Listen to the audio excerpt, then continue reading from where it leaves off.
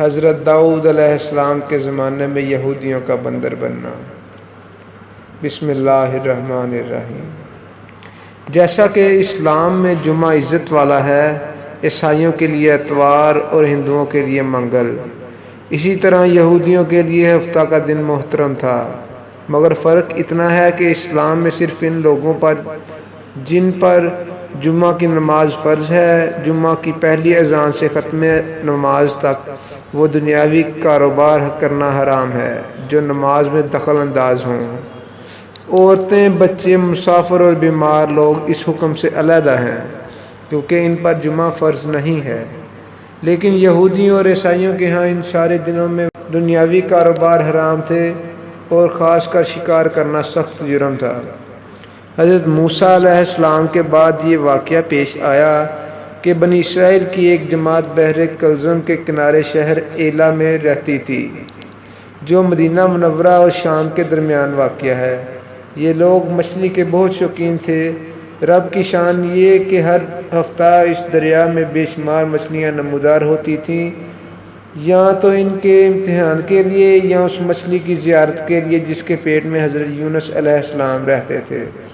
باقی دنوں میں سب مچھلیاں غائب ہو جاتی تھیں۔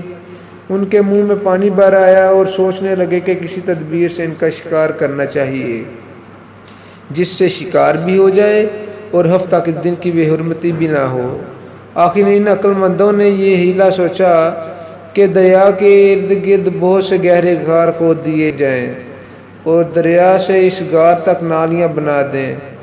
جمعہ کی شام کو ان نالیوں کا منہ کھول دیتے تھے کہ پانی کے ساتھ مچھلیاں ان گڑھوں میں آ جائیں، اور اتوار کے دن ان گڑھوں سے پکڑ لیتے تھے اور کہتے تھے کہ ہم ہفتہ کو شکار نہیں کرتے۔ انہوں نے وہ مچھلیاں خوب کھائیں اور فروخت کیں، جس سے یہ بڑے مالدار ہو گئے۔ 40 یا 70 سال تک ان کا یہ عمل رہا۔ یہ لوگ کل 70,000 تھے۔ ان کی 3 جماعتیں بن گئیں، ایک تو شکار کرنے والوں کی، دوسرے ان سے منع کرنے والوں کی، اور تیسرے خاموش رہنے والوں کی۔ یہ لوگ کل 12,000 تھے، باقی سب شکاری۔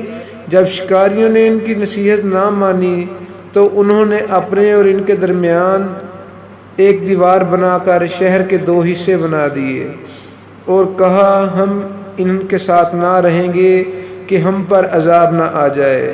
یہاں تک کہ حضرت داؤد علیہ السلام کا زمانہ آ گیا۔ آپ نے ان کو شکار کرنے سے منع کیا اور فرمایا کہ اے بے وقوفو، قید کرنا تو ہی شکار ہے۔ جیسے کوئی ہرن کو جال میں پھانس لے، اس نے شکار کر لیا، کھائے یا نہ کھائے، اور کھائے تو آج ہی کھائے یا کبھی دوسرے وقت۔ غرض یہ کہ ہفتہ کے دن تمہیں شکار کی ممانعت ہے، نہ کہ فقط ہاتھ میں پکڑنے کی یا کھانے کی۔ اس سے باز آ جاؤ ورنہ عذاب میں گرفتار ہو جاؤ گے۔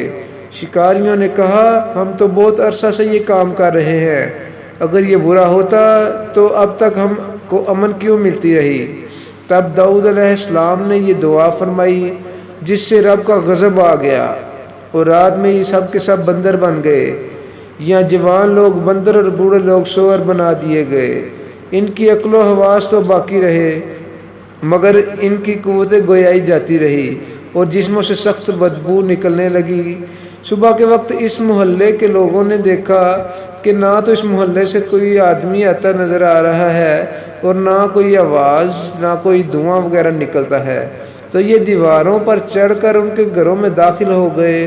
وہ بندر ان کو دیکھ کر ان کی طرف دوڑے اور ان کے قدموں سے لپٹے اور ان کے کپڑے سونگھتے اور روتے تھے۔ ان لوگوں نے کہا کہ کیا ہم نے تمہیں شکار کرنے سے منع نہ کیا تھا؟ وہ بندر سر ہلاتے اور آنسو ان کی رخساروں پر بہتے تھے۔ اس حال پر ان کو 3 روز گزرے اور سب ہلاک کر دیے گئے، نہ کوئی باقی بچا اور نہ ان کی نسل چلی۔ لوگوں میں یہ مشہور ہو گیا کہ موجودہ بندر انہی کی نسل میں سے ہیں، لیکن یہ غلط ہے۔ ان سے پہلے بھی بندر تھے اور یہ موجودہ بندر ان سے پہلے بندروں کی اولاد میں سے ہی ہیں، کیونکہ صحیح روایت میں یہ ہے کہ کوئی مسخ شدہ قوم 3 دن سے زیادہ نہیں جیتی، نہ کھاتی ہے، نہ پیتی ہے، اور نہ ہی ان کی نسل چلتی ہے۔